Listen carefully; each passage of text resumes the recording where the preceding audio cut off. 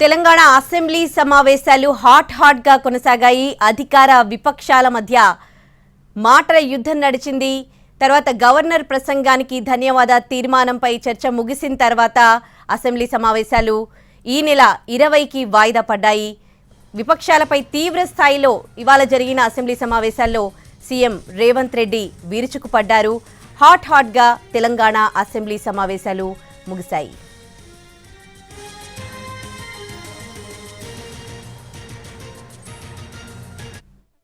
పండించిన పేద రైతులు పండించిన పంటకు 1960 రూపాయల కనీస మద్దతు ధర రాలేదు.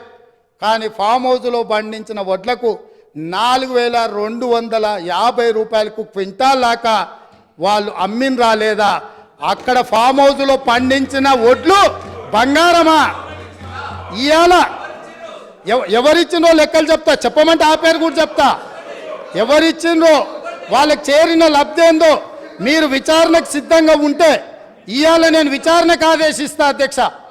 మీరు ఫామ్ హౌస్లో పండించిన వడ్లు 4250 రూపాయలకు ప్రైవేటు కంపెనీల మెడ మీద కత్తి పెట్టి మీరు మీ వడ్లు తౌడులాగా పండించిన వడ్లకేమో 4250 రూపాయలు గిట్టుబాటు ధరిస్తారా?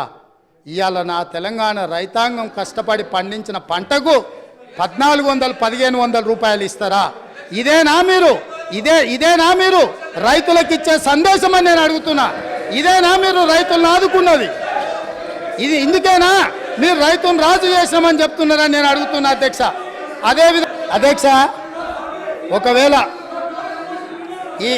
ఒకవేళ ఈ పార్టీ ఫామ్ హౌస్లో 4250 రూపాయలకు వడ్లు అమ్మలేదు అని అంటే నేను విచారణకు ఆదేశిస్తే వాళ్ళు ఒప్పుకుంటారేమో అడుగున్నారు అధ్యక్ష. అదేవిధంగా అధ్యక్ష, పేద రైతులు పండించిన పంట